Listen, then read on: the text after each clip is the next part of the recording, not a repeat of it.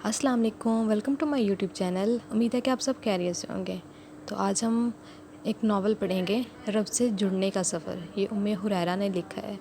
बहुत ही खूबसूरत इसमें अल्फाज इस्तेमाल किए गए हैं। ये नावल इंसान को ज़िंदगी के अंधेरों से निकाल कर रोशनी में ले आएगा।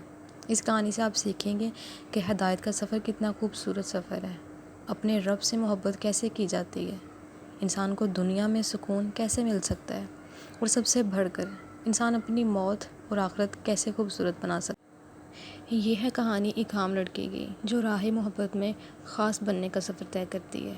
ये कहानी है हिदायत के सफ़र और इसके खूबसूरत अंजाम की। ये कहानी हर इस इंसान के लिए मिसले चिराग है जो इन फितनों के अंधेरे दौर में नूर की तलाश में है। ये कहानी है अपने खालिक से तल्लुक़ मजबूत करने, ये कहानी है अपने दिल में अपने रब की मोहब्बत उजागर करने की। इस कहानी को पढ़ने के बाद आप इंशाअल्लाह अल्लाह आपको अपना ईमान और अपने रब से मोहब्बत का ताल्लुक़ बढ़ता हुआ महसूस होगा। इंतसाब हर उस रूह के नाम जो रब से जुड़ना चाहता है, जो अपने खालिक के कुर्ब की ख्वाहिश को अंदर दबाए इस दुनिया के जाल में फंस कर बेचैन रहती है। दिबाचा अल्हम्दुलिल्लाह रब्बिल आलमीन। सब तारीफ़ें इस ज़ात के लिए कि जिसने इंसान को लिखना सिखाया। बिलाशुबा हर काम इसकी तौफीक से अंजाम पाता है। ये नावल भी इसकी तौफीक का एक नज़र है। अल्हम्दुलिल्लाह ये मेरी पहली तहरीर है, मेरी ज़िंदगी की पहली कहानी जो अल्लाह ने मुझसे लिखवाई। इस नावल को लिखने से पहले मैं बिल्कुल नहीं जानती थी कि मैं क्या लिखने जा रही हूँ। बस एक जज्बा था अपने रब से मोहब्बत का जिसने मुझसे लिखवाया। इस कहानी में आपको दीनदारी के लिबास में दुनिया में ज़िंदगी गुजारने का तरीका नज़र आएगा। ये कहानी सिखाएगी एक इंसान जब अल्लाह के लिए ख़ुद को खालिस कर ले, इसके रास्ते का मुसाफिर बन जाता है, तो वो कैसे अपने रब के लिए और पूरी कायनात के लिए ख़ास हो जाता है।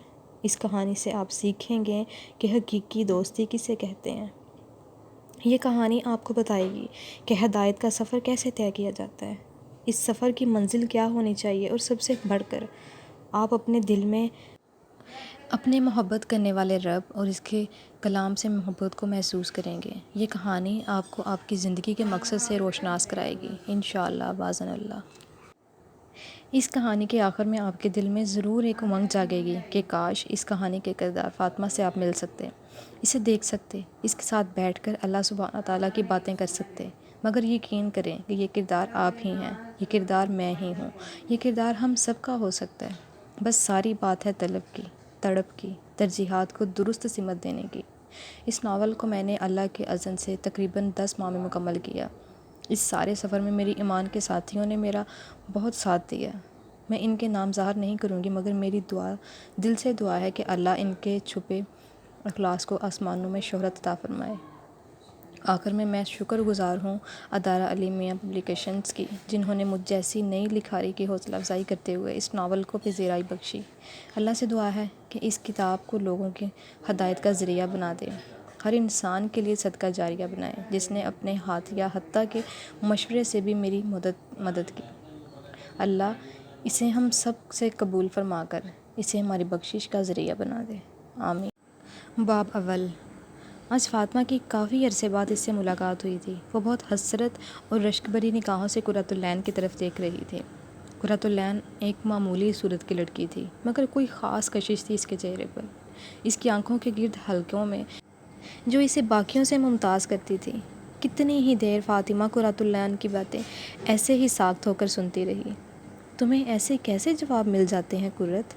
वो बहुत हैरानी और रिश्क के साथ इसकी तरफ खिसकते हुए बोली थी। फ़ातिमा, जब इंसान अल्लाह की तरफ दिल में हदायत की तड़प लेकर जाता है ना, इसकी किताब को थाम लेता है, इसकी एक एक बात पर सच्चा यकीन करके अताअत करता जाता है, फिर इसकी ज़िंदगी में ऐसे ही मौजज़ात रूनुमा होते रहते हैं। फिर वो अर्श पर मुस्तवी रब अपनी आयात के ज़रिए अपने इस बंदे को तसल्लियाँ देता है, सिखाता है, समझाता है, संभालता है। कुर्रतुल-ऐन मोहब्बत भरे लहजे में इसे बता रही थी कि आंखों में नमी सी तैरने लगी। फ़ातिमा के रूंगटे खड़े हो गए थे इसकी बातों को सुनकर। इसके जिस्म में एक लहर सी दौड़ गई थी। इसे एक पल के लिए ऐसे लगा जैसे कुर्रतुल-ऐन की आंखों के गिर्द बने हल्के इसकी अपने रब से मोहब्बत की अलामत थे। हाँ, वो भी तो कभी किसी इंसान की मोहब्बत में ऐसे ही अपनी आंखें काली करती रही थी, मगर अब इसे एहसास होने लगा था कि दुनिया में हर रिश्ता फ़ानी है। خصوصاً حرام تعلقات جو انسان کے اندر کے سکون کو برباد کر دیتے ہیں، اسے اپنے آپ سے اور رب سے دور کر دیتے ہیں، مگر وہ اسے سنبھالنا چاہتی تھی۔ قرۃ میں ایسا کیا کروں کہ اللہ مجھ سے بھی ایسے ہی محبت کریں، میں بھی اس کی محبت محسوس کر کے آنسو بہاؤں، مجھے بھی وہ ہر لمحہ اپنی آیت کے ذریعے جواب دیں۔ فاطمہ کی لہجے کی تڑپ اور آنکھوں کی نمی نے قرۃ العین کے ایمان میں مزید اضافہ کر دیا تھا۔ وہ دل ہی دل میں فاطمہ سے محبت محسوس کرنے لگی تھی۔ یہی تو تھی اللہ کی خاطر محبت، اس کی محبت پانے کی خاطر محبت۔ قرۃ العین مسکراتے ہوئے پیار بھرے لہجے میں اس کے ہاتھ کو تھامتے ہوئے کہنے لگی، فاطمہ، تمہیں پتہ ہے یہ ہدایت واحد ایسی چیز ہے جس کے لیے جب تک تم تڑپ نہیں دکھاؤ گی وہ تمہیں نہیں ملے گی۔ تم اللہ کے آگے سجدوں میں گڑ گڑاؤ کہ اللہ مجھے ہدایت دے دیں، مجھے اپنی محبت کے لیے چن لیں، اللہ کو دکھاؤ اپنی طرف۔ تمہیں پتہ ہے اللہ قرآن پاک میں کیا کہتے ہیں؟ وہ اپنی طرف آنے کا رستہ اسی کو دکھاتا ہے جو اس کی طرف رجوع کرتے ہیں۔ تم رجوع تو کرو، وہ تو منتظر ہے تمہارا۔ تم ایک قدم بڑھاؤ گی وہ 10 قدم تمہاری طرف آئے گا۔ وہ تو بندے کی توبہ کا انتظار کرتا رہتا ہے۔ فاطمہ، وہ خالق ہے، ہم مخلوق۔ کیا دنیا کا کوئی مالک اپنے غلام سے بھی ایسی محبت کرتا ہے جبکہ غلام اپنے ہی مالک کا دیا کھا کر اسی سے دغا کرے؟ یہ ہمارا رب ہے فاطمہ، وہ ہم جیسے بے وفا بندوں کا بھی منتظر ہے، مگر قدم تمہیں ہی بڑھانا ہوگا۔ فاطمہ حیرت سے اس کی طرف دیکھنے لگی۔ اس نے واقعی کبھی نہیں سوچا تھا کہ اللہ، وہ تو اس کی بندی تھی جس کے احسانات پر وہ جی رہی تھی، مگر بدلے میں وہ کیا کر رہی تھی؟ نمازیں کیسی تھیں اس کی؟ کبھی دل کیا تو پڑھ لی، نہ کیا تو چھوڑ دیں۔ سب سے ہلکا اس نے لیا ہی نماز کو تو تھا۔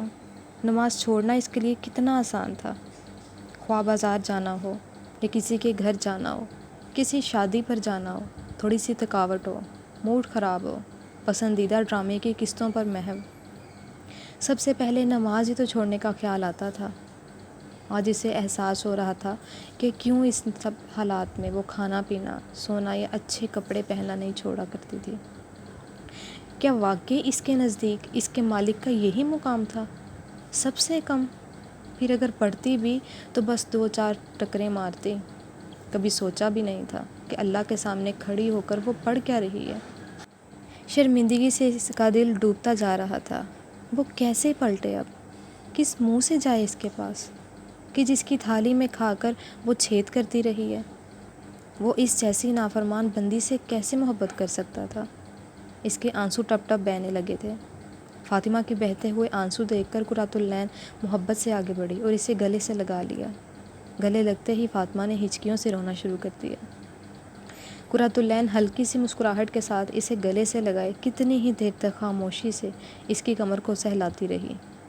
قرۃ العین بھی اس رستے سے گزر کر آئی تھی، وہ سمجھ سکتی تھی کہ فاطمہ کس کرب سے گزر رہی ہے۔ بعض اوقات انسان کو واقعی کوئی ایسا ساتھ چاہیے ہوتا ہے جو اس کے اندر کے اٹھتے ہوئے شور کو خاموش بہتے ہوئے آنسوں سے سمجھ جائے۔ ایسا ساتھ جسے میسر ہو وہ بہت خوش قسمت انسان ہے۔ قرۃ العین جانتی تھی کہ فاطمہ کو وقت چاہیے، اس لیے وہ خاموش رہی، یہاں تک کہ فاطمہ نے روتے ہوئے پوچھا، قرۃ، کیا اللہ مجھے معاف کر دیں گے؟ میں نے اتنے بڑے بڑے گناہ کیے ہیں، میں نے اپنی ساری زندگی اس کی نافرمانی میں گزار دی ہے، مجھے اپنا کوئی ایسا نیکی کا کام یاد نہیں جس کی قبولیت کا مجھے یقین ہو، وہ کیسے معاف کریں گے مجھے؟ فاطمہ کے لہجے کی ندامت دیکھ کر قرۃ العین نے اسے خود سے جدا کیا اور اس کا روتا ہوا گلابی چہرہ اپنے ہاتھوں میں تھامتے ہوئے کہنے لگی، اللہ معاف کریں گے چندہ، وہ بہت غفور الرحیم ہے۔ انسان جب اپنے دل میں سچی ندامت لے کر اس کے حضور توبہ کرتا ہے نا، اپنے گناہوں کا اعتراف کر کے اس سے معافی مانگتا ہے، اس گناہ والی زندگی کو چھوڑ دیتا ہے، تو اللہ خود بڑھ کر اسے تھامتے ہیں۔ مگر قرۃ، میرے گناہ کوئی چھوٹے گناہ تو نہیں ہے نا؟ فاطمہ اس بات کی مزید یقین دہانی چاہتی تھی کہ کیا اللہ اسے واقعی معاف کر دیں گے۔ اچھا رکو، میں تمہیں دکھاتی ہوں کچھ۔ قرۃ العین جانتی تھی کہ فاطمہ کو کیسے یقین دلایا جا سکتا ہے۔ وہ اٹھ کر اپنی الماری کی طرف گئی اور اس میں سے اپنا قرآن پاک نکالنے لگی۔ وہ سفید رنگ کا نفیس اور خوبصورت جلد والا قرآن تھا، جس کو دیکھ کر ہی محسوس ہو رہا تھا کہ اس کی بہت محبت سے حفاظت کی گئی ہے۔ فاطمہ ٹکٹکی باندھے اس قرآن کو دیکھے جا رہی تھی۔ وہ یاد کرنے کی ایک ناکام کوشش کرنے لگی کہ اس نے آخری بار قرآن کب پڑھا تھا۔ فاطمہ، تم مجھ سے پوچھ رہی تھی نا کہ مجھے کیسے یہ کتاب میرے سوالوں کے جواب دیتی ہے۔ یہ دیکھو۔ قرۃ العین نے قرآن کھولا اور فاطمہ کے سامنے کر دیا۔ لو، تمہارے پہلے سوال کا جواب۔ قرۃ، میرا وضو نہیں ہے۔ فاطمہ شرمندہ ہوئی۔ کوئی بات نہیں، تم ایسے ہی دیکھ لو چندہ، میں نے پکڑا ہوا ہے، قرۃ العین نے مسکراتے ہوئے نرمی سے کہا۔ فاطمہ نے بہت سے دیندار لوگ دیکھے تھے، وہ ہمیشہ ان کے بارے میں ایک بدگمانی کا شکار رہی تھی کہ یہ لوگ بس خود کو ہی بڑا نیک سمجھتے ہیں، مگر آج اسے ایسے محسوس ہو رہا تھا کہ اس کا یہ گمان درست نہیں تھا۔ سب لوگ ایک جیسے نہیں ہوتے۔ یہ تو اس کی اپنی دین سے دوری کی ندامت تھی، جس کی وجہ سے وہ دیندار لوگوں کا سامنا کرنے سے کتراتی تھی۔ واقعی کچھ باتوں کو سمجھنے کے لیے وقت درکار ہوتا ہے۔ کچھ حقیقتیں وقت سے پہلے آشکار ہو جائیں تو شاید اپنی قیمت کھو دیں۔ کچھ جذبات کی حقیقت بھی ایسی ہی ہوتی ہے، ان کی اصلیت ایک وقت کے بعد پتہ چلتی ہے۔ وہ اب بھی شرمندہ سی تھی۔ تو کیا واقعی مجھے بھی جواب دیں گی یہ کتاب؟ کیا میں اس لائق ہوں؟ فاطمہ انہی سوچوں میں گم تھی کہ اس کی نظریں قرآن پاک کے کھلے صفحے پر جا کر ٹھٹک گئیں۔ فاطمہ ایک امیر گھرانے سے تعلق رکھتی تھی، ایسا گھرانہ جہاں بس ظاہری اور رسمی اسلام تھا کہ دل کیا تو کوئی نماز روزہ رکھ کر لیا، دل کیا تو چھوڑ دیا۔ کوئی فوتگی ہوئی تو 2-3 دن قرآن پڑھا اور پھر بند کر کے ریشمی غلافوں میں اونچی شیلف پر رکھ دیا جاتا۔ کوئی فضیلت والے ایام آتے تو ادھر ادھر سے جو کوئی بتاتا، کوئی وظائف یا نوافل، وہ اہتمام سے پڑھے جاتے، یا یہ جانے بغیر کہ اسلام میں ان کی کوئی حقیقت بھی ہے یا نہیں۔ ان کی فیملی چھوٹی سی تھی، 2 بھائی تھے، ان میں سے بڑا بھائی حیدر ڈاکٹر تھا اور ملک کا مشہور و معروف ہاسپٹل میں سرجن تھا، جبکہ دوسرا بھائی سیف ٹین ایج سے ہی بہرار روی کا شکار ہو گیا تھا۔ والد نے ملک کی بہترین اور مہنگی یونیورسٹی میں اس کا داخلہ کروایا تھا، مگر صاحبزادے وہاں پڑھائی کے علاوہ باقی ہر کام کرنے جاتے تھے۔ فاطمہ ان دونوں بھائیوں سے چھوٹی تھی، جو کہ یونیورسٹی میں BS کی اسٹوڈنٹ تھی۔ پڑھائی میں اچھی تھی، مگر ہر ایک کے ساتھ جلدی گھلتی ملتی نہ تھی۔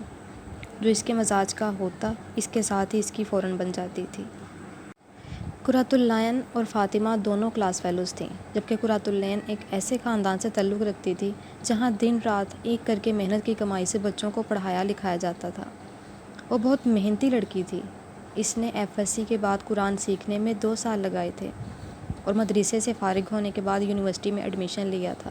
فاطمہ نے کبھی بھی خود قرۃ العین سے علیق سلیق نہیں کی تھی، مگر قرۃ العین ہمیشہ اپنی تمام کلاس فیلو سے بہت اچھے اخلاق سے ملا کرتی تھی۔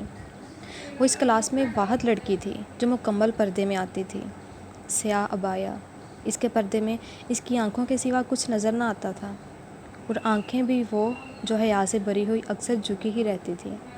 اس کے پردے پر اکثر کلاس فیلوز اس کا مذاق بھی بناتی تھیں۔ کچھ نے تو اس کا نام بھی کالا کوا رکھا ہوا تھا، مگر وہ ہمیشہ ہی ایسی باتوں کو مسکرا کر نظر انداز کر دیتی تھی، کیونکہ وہ جانتی تھی اسے اس کے رب نے یونیک بنایا ہے۔ وہ احساس کمتر کا شکار ہو کر اس دین اور ہدایت کی نعمت کی ناشکری نہیں کر سکتی تھی۔ فاطمہ نے کبھی اس کی طرف دھیان نہیں دیا تھا، مگر اب حالات نے ایسی کروٹ لی تھی کہ فاطمہ کو قرۃ العین کے پاس آنا پڑا۔ فاطمہ کی نظریں قرآن پاک پر جمی مسلسل پھیلتی جا رہی تھیں۔ اسے ایسے لگ رہا تھا کہ کسی نے اس کا دل مٹھی میں لیا اور پھر مٹھی کو زور سے بھینچ دیا ہو۔ وہ اپنی ہی جگہ سن ہو کر رہ گئی تھی۔ واقعی اس کی ابھی تھوڑی دیر پہلے کیے ہوئے سوالوں کا جواب اس کے سامنے موجود تھا۔ ایسا کیسے ہو سکتا تھا؟ اس نے تو کبھی قرآن کو ایسا نہیں سمجھا تھا۔ اس نے تو بچپن سے ہی یہی سیکھا تھا کہ اس قرآن کو ثواب حاصل کرنے کے لیے پڑھا جاتا ہے۔ اس کا ادب اتنا کرنا ہے کہ اس کو اپنے پیچھے نہیں کرنا۔ آج اسے احساس ہو رہا تھا کہ اب تک تو وہ اس عظیم کتاب کی بے ادبی کرتی آئی تھی۔ اب تک تو اس نے اس کتاب کو اپنے پیچھے ہی ڈالے رکھا تھا۔ شیطان بھی کیسے کیسے کھیل کھیلتا ہے۔ جس کتاب کے ذریعے جنت کا رستہ ملنا تھا، اسی کو بھلا کر دنیا کو جنت بنانے کے لیے خواب لوگوں کو دکھانے میں مصروف تھا۔ حتیٰ کہ زندگی کی ان لمبی لمبی امیدوں نے مسلمان کو ان کے دلوں پر کی پرسکون جنت سے بھی محروم کر دیا تھا۔ اس کا ذہن بے انتہا الجھ چکا تھا۔ وہ سمجھ نہیں پا رہی تھی کہ آخر اس کے ساتھ کیا ہو رہا ہے۔ اس کے سامنے اللہ کی روشن آیات موجود تھیں۔ کیا وہ واقعی اس کے لیے وہاں موجود تھیں؟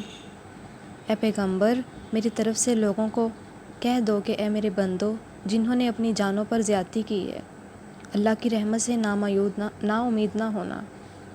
بے شک اللہ تو سب گناہوں کو بخش دیتا ہے، اور وہ تو بخشنے والا مہربان ہے۔ اپنے رب کی طرف پلٹ آؤ اور اس کے فرما بردار ہو جاؤ، اس سے پہلے کہ تم پر عذاب آ جائے، پھر تم کوئی مدد نہ کیے جاؤ گے۔ وہ جیسے جیسے آیت کا ترجمہ پڑھتی جا رہی تھی، اس کی دھڑکن تیز ہوتی جا رہی تھی، آنکھیں پھر سے ابلنا شروع ہو گئی تھیں، گرم گرم آنسو اس کے چمکتے گلابی چہرے پر بہنے لگے۔ قرت، کیا واقعی اللہ نے مجھے جواب دیا ہے؟ اس کی آواز کی کپکپاہٹ قرۃ العین بخوبی محسوس کر رہی تھی۔ بالکل فاطمہ، اگر اس نے تمہیں ایسے سنبھالنا نہ ہوتا تو سوچو کیوں تمہیں یہاں لے کر آئے؟ کیوں تم نے مجھ سے وہ سب کہا جو بہت کم لوگ کہنے کی ہمت کرتے ہیں؟ کیوں قرآن کی انہی آیت میں تمہارے جواب تھے؟ یہ اتفاق نہیں ہے فاطمہ، یہ سب اس پیارے رب کی پلاننگ ہے۔ فاطمہ کے چہرے کا رنگ فک ہو چکا تھا۔ اس نے کبھی اللہ کے بارے میں ایسا نہیں سوچا تھا، یا شاید کبھی اللہ کے بارے میں کچھ سوچا ہی نہ تھا۔ کیا یہ سب واقعی اس کی پلاننگ تھی؟ جن حالات سے وہ گزر کر یہاں تک آئی تھی، کیا چاہ رہے تھے اللہ اس سے؟ اسے اب اس سوال کا جواب چاہیے تھا۔ بہت کچھ تھا جو اس کے اندر کچے دھاگوں کی مانند الجھتا جا رہا تھا۔ وہ مزید وہاں رکنے کی پوزیشن میں نہ تھی۔ اب اسے یہاں سے جانا تھا، کسی ایسی جگہ جہاں بس وہ اپنے رب کے سامنے کھل کر رو سکے۔ تمہارا بہت بہت شکریہ قرت، تم نہیں جانتی آج تم نے مجھے کیا دیا ہے۔ میں تمہارا یہ احسان کبھی نہیں چکا پاؤں گی۔ فاطمہ نے کھڑے ہو کر آنسو صاف کرتے ہوئے کہا۔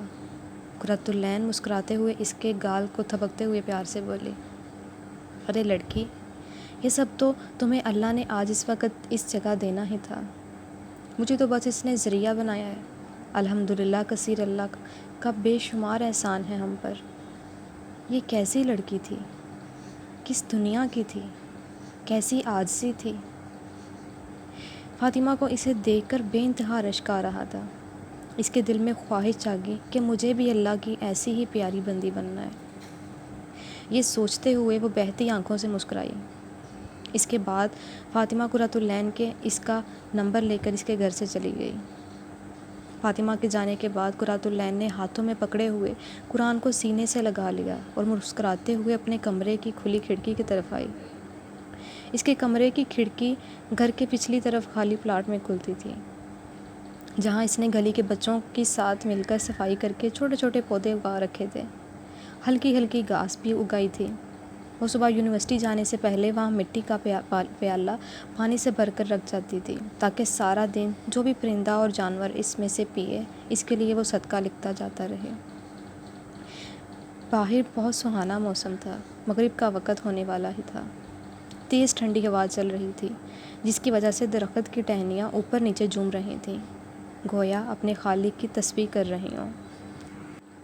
اسے فوراً سے وہ آیت یاد آئی جس میں اللہ نے فرمایا تھا، ساتوں آسمان اور زمین جو ان میں ہے سب اسی کی تسبیح کرتے ہیں، اور کوئی چیز نہیں مگر اس کی تعریف کے ساتھ تسبیح کرتے ہیں، لیکن تم ان کی تسبیح کو نہیں سمجھتے۔ بے شک وہ بردبار اور غفار ہے۔ اس عرش پر مستوی رب کا کلام حق ہے، سچ ہے، مگر بہت کم ہی لوگ ہیں جو اس کلام سے ہدایت لیتے ہیں۔ یہ آیت یاد آتے ہی اس نے زیر لب تسبیح کرنا شروع کر دی۔ پتوں کی سرسراہٹ، چڑیوں کی چہچہاہٹ اور غروب ہوتے ہوئے سورج سے سارا سما بہت خوبصورت لگ رہا تھا۔ کائنات کی ہر چیز کو دیکھ کر اسے اپنا رب یاد آتا تھا، اور وہ دل ہی دل میں اس کی بنائی ہر چھوٹی بڑی تخلیق کو سراہتی تھی۔ ابھی بھی وہاں کھڑے کھڑے وہ یہی کر رہی تھی۔ زرد ہوتے ہوئے آسمان کی جانب مسکراتے ہوئے دیکھ رہی تھی، گویا آسمانوں کے پار کہیں کسی کونے سے سکون محسوس کر رہی ہو۔ اسے فاطمہ پر بہت پیار آ رہا تھا۔ اسے ہمیشہ سے ان لوگوں سے بہت اپنائیت محسوس ہوتی تھی جو اپنے رب کی طرف پلٹ آتے ہیں۔ وہ اپنے رب سے محبت کرتی تھی، اس لیے اسے ہر اس انسان سے محبت تھی جو اس کے رب سے محبت کرتا تھا۔ فاطمہ بھی اس راستے پر قدم رکھ چکی تھی۔ اس کے دل سے فاطمہ کے لیے بہت دعائیں نکل رہی تھیں کہ اللہ اس کے دل کو اپنے لیے خاص کر دے، اسے اپنی طرف کھینچ لا، اسے اپنے خاص بندوں میں شامل کر لے۔ ابھی یہ سب سوچ ہی رہی تھی کہ دور پار سے اسے مغرب کی اذانیں سنائی دیں۔ وہ فوراً پلٹی تو اسے خیال آیا کہ اس کے ہاتھوں نے ابھی بھی قرآن کو بہت مضبوطی مگر محبت سے سینے سے لگایا ہوا تھا۔ وہ واپس رکھنے کے لیے الماری کی طرف بڑھ رہی تھی کہ اس نے چلتے چلتے ایسے ہی قرآن کھولا تو سامنے یہ آیت آئی تھی، اور جب وہ لوگ اس کتاب کو سنتے ہیں جو پیغمبر محمد صلی اللہ علیہ وآلہ وسلم پر نازل ہوئی تو تم دیکھتے ہو کہ ان کی آنکھوں سے آنسو بہہ رہے ہوتے ہیں، اس لیے کہ انہوں نے حق بات پہچان لی۔ وہ خدا کی جناب میں عرض کرتے ہیں کہ اے پروردگار، ہم ایمان لے آئیں تو ہم کو گواہی دینے والوں کے ساتھ لکھ لے۔ اس کی دھڑکن ایک دم تیز ہو گئی، قدم وہیں جم گئے اور آنکھیں نم ہو گئیں۔ انہیں پرنم آنکھوں سے مسکرا کر اس روشن آیت پر ہاتھ پھیرتے ہوئے کہنے لگی، او فاطمہ، تم کیا جانو، تمہارا رب تمہارے ان بہتے آنسوؤں کی کتنی قدر کرنے والا ہے۔ فاطمہ شہر کے اس علاقے میں پہلی مرتبہ آئی تھی۔ یہ وہ علاقہ تھا جہاں مڈل کلاس فیملیز رہتی تھیں، ایک ہی دیوار کے ساتھ جڑے گھروں میں رہنے والے آپس میں بھی جڑ کر رہنا جانتے تھے۔ فاطمہ قرۃ العین کی والدہ سے ملنے کے بعد گھر سے نکل آئی تھی۔ گلی میں بچے آپس میں کھیل رہے تھے۔ اسی گلی کے کونے پر چاچا سلیم گاڑی میں اس کا انتظار کر رہے تھے۔ فاطمہ اپنے خیالوں میں گم چلی آ رہی تھی کہ اچانک آس پاس کھیلنے والے بچوں نے اسے سلام کیا۔ وہ حیرت سے متوجہ ہوئی۔ بچے سلام کرنے کے بعد دوبارہ سے کھیل میں مصروف ہو گئے تھے۔ اس نے بھی جواب دیا تو ایک بچی بھاگتی ہوئی اس کے پاس آئی۔ آپی، آپ باجی کی دوست ہیں؟ وہ ننھی سی بچی پرجوش انداز میں پوچھ رہی تھی۔ باجی کون؟ فاطمہ نے نیچے جھکتے ہوئے پیار سے اس کے گال کو کھینچتے ہوئے کہا، اینی باجی، آپ ان کے گھر سے آ رہی ہیں نا؟ بچی نے قرۃ العین کے گھر کی طرف اشارہ کرتے ہوئے فاطمہ کو بتایا۔ اوہ وہ باجی، جی میں ان کی دوست ہوں، فاطمہ نے مسکراتے ہوئے کہا۔ وہ سمجھ گئی تھی کہ یہ بچے قرۃ العین کے پاس قرآن پڑھتے ہیں، اسی لیے انہوں نے اسے سلام کیا تھا۔ اسے ہی نہیں بلکہ وہ ہر آنے جانے والے کو سلام کر رہے تھے، بالکل قرۃ العین کی طرح۔ یونیورسٹی میں بھی وہ ایسے ہی خود کے آگے بڑھ کر سب کو سلام کرتی تھی۔ اس کی اسٹوڈنٹس بھی اس کے جیسے تھے۔ بچی دوبارہ سے کھیل میں مصروف ہو چکی تھی۔ فاطمہ گلی سے نکل کر گاڑی میں آ کر بیٹھ گئی اور بیٹھتے ہی چاچا سلیم کو سلام کیا۔ چاچا سلیم ان کے خاندان کے بہت پرانے ڈرائیور تھے۔ ان کی پوری فیملی فاطمہ کے گھر میں سرونٹ کوارٹر میں رہتی تھی اور ان کے گھر کا سارا کام کاج کرتی تھی۔ وعلیکم السلام بیٹی فاطمہ۔ چاچا سلیم حیرت سے فاطمہ کو جواب دیتے ہوئے اس کی طرف دیکھ رہے تھے، کیونکہ اس کا ایسے سلام کرنا ان کے لیے بالکل نیا تھا۔ خیریت سے اس جگہ آئی ہو بیٹی؟ پہلے تو کبھی نہیں آئی۔ جی چاچا، بس یہاں ایک دوست رہتی ہے، اس سے ملنے آئی تھی۔ فاطمہ یہ کہہ کر قرۃ العین کا کاغذ پر لکھا ہوا نمبر اپنے موبائل میں سیو کرنے لگی۔ چاچا سلیم گاڑی گلیوں سے نکال کر مین روڈ پر لے آئے۔ دور دور سے مغرب کی اذانوں کی آوازیں آ رہی تھیں۔ یہ ناول کافی انٹرسٹنگ ہے۔ میرا تو دل تو کر رہا ہے کہ میں اس ناول کو آگے بھی پڑھوں، لیکن ویڈیو لمبی ہونے کی وجہ سے آج کا اتنا ہی پڑھیں گے، تو انشاءاللہ باقی ابھی ہم اسی کو کمپلیٹ کریں گے۔ تو امید ہے کہ آپ لوگ اس سفر میں میرے ساتھ ضرور سفر کریں گے۔ اپنی دعاؤں میں بہت زیادہ یاد رکھیے گا، اپنا ڈھیر سارا خیال رکھیے گا، اور میرے یوٹیوب چینل کو لازمی سبسکرائب کر دیجیے گا۔ اللہ حافظ۔